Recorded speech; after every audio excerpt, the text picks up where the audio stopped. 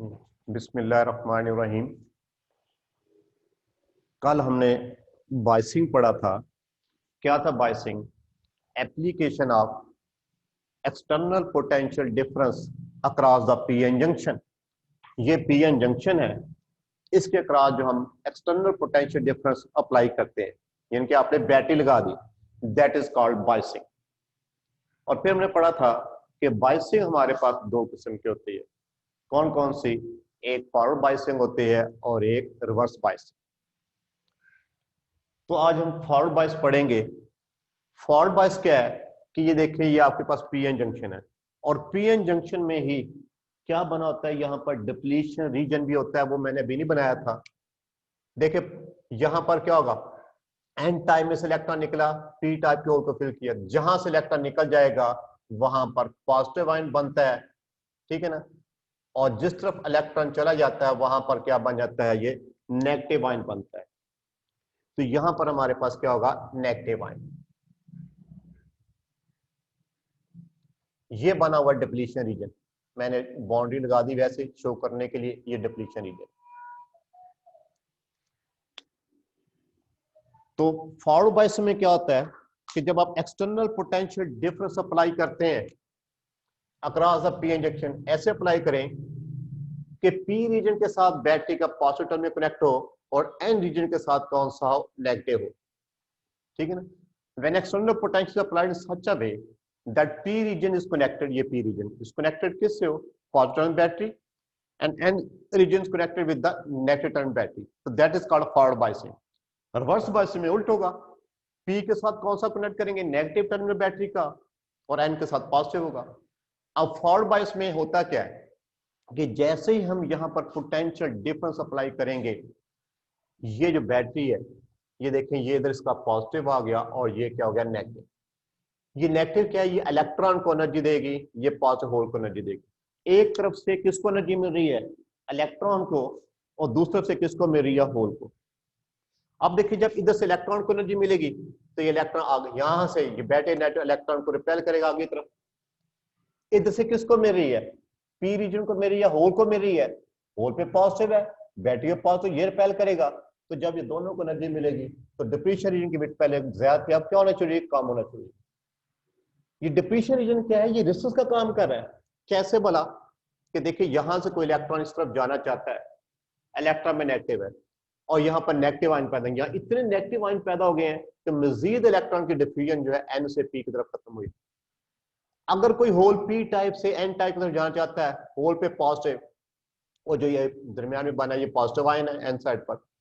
तो जब whole N side पे जाना चाहते हैं, जहां इतने पॉजिटिव आयन डेवलप हो चुके हैं कि इसकी मोशन को रिपेल करते हैं, इसका मतलब ये जो दरमियान रीजन बना है, ये चार्ज के रास्ते में रुकावट है। और आपको जो चार्ज के रास्ते में जो रुकावट होती है या अपोजिशन होती है, वो तो रेजिस्टेंस कहलाती है। तो डिप्लीशन रीजन किसका काम करता है, रेजिस्टेंस का। तो जैसे मैंने फॉरवर्ड बायस लगाया, तो फॉरवर्ड बायस से क्या हुआ, एन टाइप में से इलेक्ट्रॉन आगे को एनर्जी मिली, इलेक्ट्रॉन को वो आगे जा रहे हैं, पी टाइप में से होल को मेरी आगे जा रहे हैं। तो डिप्लीशन रीजन की विड्थ पहले क्या थी, ज्यादा थी, अब कम होगी, फिर और कम होगी, फिर और कम होगी। अगर ये सिलिकॉन है तो सिलिकॉन का जब 0.7 वोल्ट्स होगा तो उसका पोटेंशियल बैरियर ब्रेक हो जाएगा, इलेक्ट्रॉन होल फ्रीली कंबाइन करेंगे और करंट शार्पली राइज करेगा।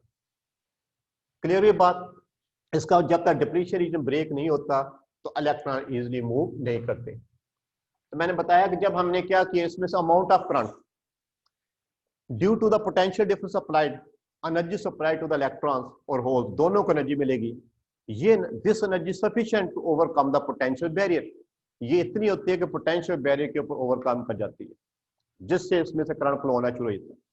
अब जब हमने इसको एनर्जी दी तो मैंने क्या बताया, thickness of the depletion region क्या हो जाएगी, डिक्रीज करती है।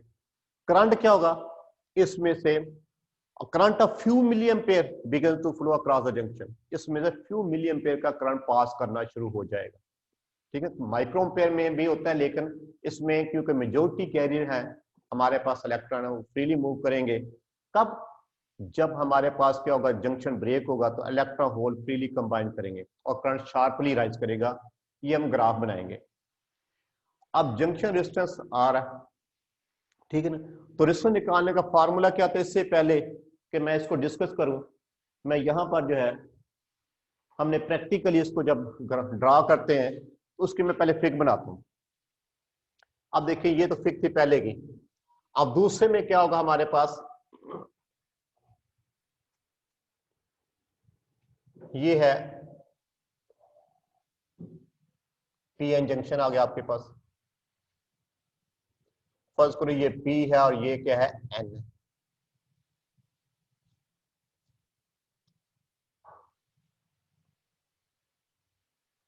ये हमने एक रेजिस्टेंस लगाई है, क्योंकि एक लिमिट तक जो है पी एन जंक्शन में से करंट पास हो सकता है, उस लिमिट को क्रॉस कर जाए तो ये क्या आता है, बर्न कर जाता है। ये है रेजिस्टेंस।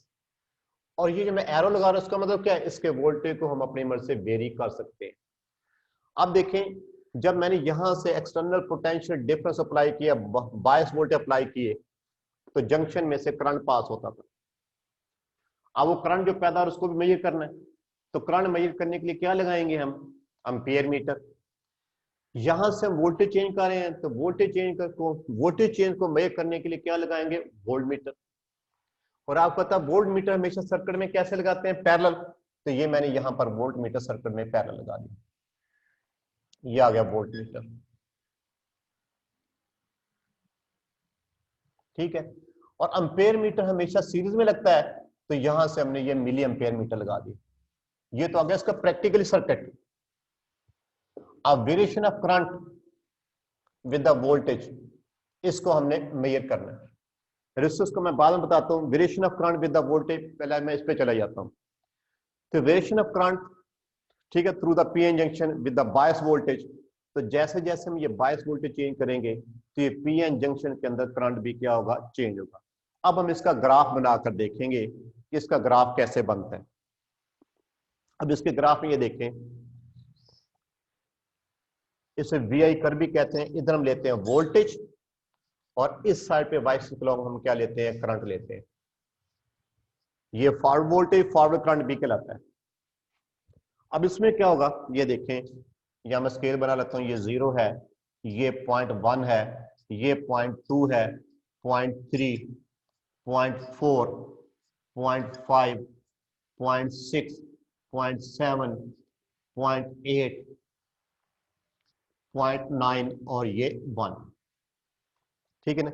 इधर ये हम स्केल ले लेते, 0 है, उसके बाद हम कहते हैं 20 है, ये करंट है मिली एम्पेयर में, ये 40 है, और यहां पर ये क्या आ जाएगा, 60। और ये करंट किस में होगा, मैं इसके साथ इसकी स्केल लिख लेता हूं कि ये जो आई है ये मिली एम्पेयर में, और यहां पर जो है ये इसका यूनिट क्या है, वी का यूनिट वोल्ट है, ये वोल्ट से। अगर तो मैंने सिलिकॉन ले लिया, तो सिलिकॉन का मैंने अभी बताया था थोड़ी देर पहले कि जैसे जैसे वोल्टेज बढ़ाते जाएंगे तो डिप्रीशन की विड्थ कम होती जाएगी। इसका मतलब उसकी रेजिस्टेंस क्या होती जा रही है, कम होती जा रही है। और इसकी जो रेजिस्टेंस की वैल्यू होती है वो ओनली फ्यू ओम होती है। अब देखें, जैसे 0.7 कल मैंने बताया था, टूल प्लाजा पे जाते हैं और आपके पास कार है, वहां पर बैरियर आगे कर देते हैं। जब तक आप उसको 30 रुपीज नहीं देते वो बैरियर नहीं उठाता। इसी तरीके सिलिकॉन का पोटेंशियल बैरियर कितना है, 0.7 वोल्ट है। तो जब तक आप उसको 0.7 वोल्ट प्रोवाइड नहीं करेंगे, लेकिन मैंने भी आपको बताया था ये एन है, ये पी है, यहां पर पॉजिटिव आयन थे, यहां पर नेगेटिव आयन थे। इधर मेजोरिटी में होल थे, इधर मेजोरिटी में क्या थे, इलेक्ट्रॉन थे। माइनॉरिटी में कोई कोई इधर होल पड़ा होगा, इधर कोई ना कोई इलेक्ट्रॉन पड़ा होगा। ये मैंने इसको फॉरवर्ड बायस लगाया था, पी से पॉजिटिव और एन से नेगेटिव, ये बायस वोल्टेज। जैसे जैसे मैं क्या करता जा रहा हूं, पोटेंशियल डिफरेंस बढ़ाता जा रहा हूं, बायस डिप्रेशन की विड्थ कम होती जा रही है। तो जब कम होती है, कोई ना कोई ऐसा इलेक्ट्रॉन जिसके इतनी एनर्जी मिल जाएगी कि ये इसको एन टाइप क्या करेगा, डिप्रेशन क्रॉस करके कहां चले जाएगा, एन टाइप में से इलेक्ट्रॉन निकलेगा, पी टाइप के होल को फिल कर देगा। तो जिससे मामूली सा करंट क्या करेगा, राइज करेगा। फिर मैंने एनर्जी और दी, तो जब करंट एनर्जी मिलती जा रही है, एक तरफ से इलेक्ट्रॉन आगे आ रहे हैं, एक तरफ से होल, तो डिप्रेशन की विड्थ कम होती जा रही है, रेजिस्टेंस कम होती जा रही है।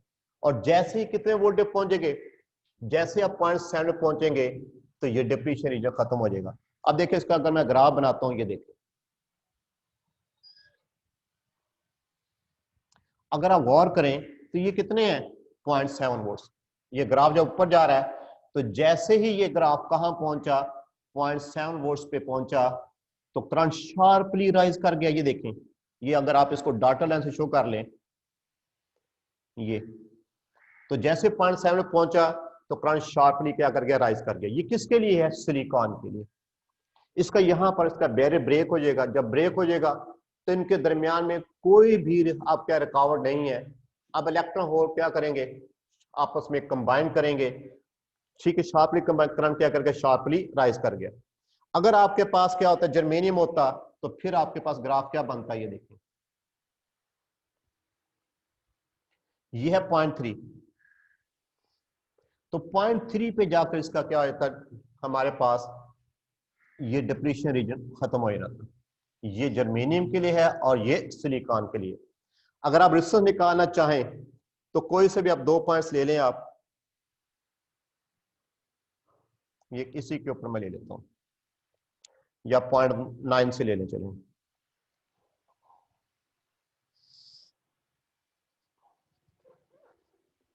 ये सिलिकॉन का था 0.9 और चाहिए ये 1 ले लें, ठीक है। और इस तरफ से आप क्या नोट करेंगे,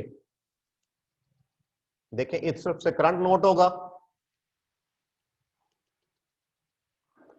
तो यहां से जब हम नोट करेंगे तो इस तरफ हमने करंट लिया हुआ है, तो यहां से जब करंट नोट होगा तो उसको हम क्या नाम देंगे, डेल्टा आई एफ। इन दोनों का वैल्यू डिफरेंस होगा, वो डेल्टा आई एफ, ठीक है ना। और यहां से जो नोट करेंगे वो क्या कहलाएगा, डेल्टा बी एफ, क्योंकि फिर हमने वोल्टेज लिए में, तो ये कहलाएगा डेल्टा बी एफ। और रेजिस्टेंस का फार्मूला होता है, आपको पता है कि V is equal to I R और R is equal to V over आई।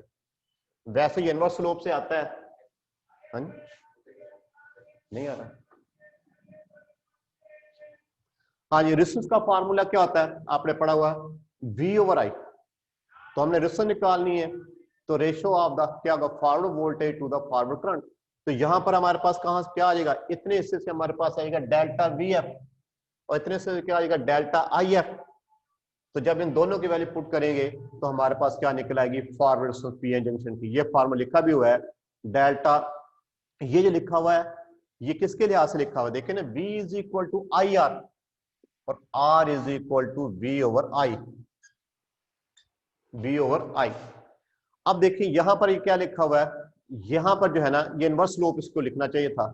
तो आर एफ किसके बराबर होगा, delta V F over delta we I, delta sorry I, delta V F over delta I F. तो यहां से हमारे पास forward से निकल आएगी और इसकी जो वैल्यू होती है ओनली फ्यू ओम तक होती है। और जब ये फॉरवर्ड बायस होता है तो इसमें करंट इतना कम होता है, ठीक है ना, कि हम उसको क्या कर देते हैं, शुरू में जब तक इसका डिप्लीशन ब्रेक नहीं होता हम कहते हैं नो करंट फ्लो। एक्चुअली होता है, ये देखिए कर्व इतनी से आपके पास ऊपर को जाती नजर आ रही, लेकिन ये बहुत ही कम होता है। तो लिखा no current flows until the bias voltage greater than the potential barrier. अब इसका ग्राफ जो है अगर आप देखें ना, ये जर्मेनियम है और ये कौन सा, सिलिकॉन। तो जर्मेनियम और सिलिकॉन दोनों के लिए देखिए ग्राफ स्ट्रेट लाइन नहीं है। तो जब ये स्ट्रेट लाइन नहीं है इसका मतलब क्या हुआ कि सेमीकंडक्टर जो है ये नॉन ओहमिक सब्सटेंस। अगर ग्राफ स्ट्रेट लाइन होता तो फिर ये कौन सा कहलाता, ओहमिक सब्सटेंस कहलाता।